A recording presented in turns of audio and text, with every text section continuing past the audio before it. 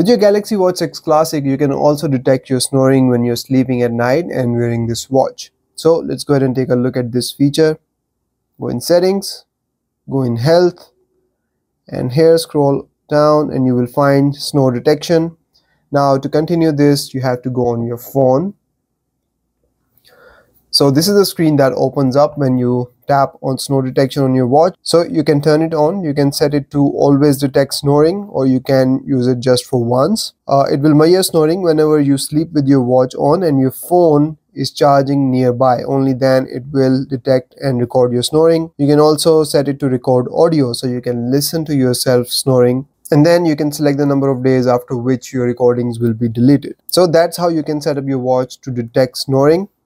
And now if you go back, go in sleep detection, and here you will find your snoring tab, and you can listen to yourself and your recording of snoring at night.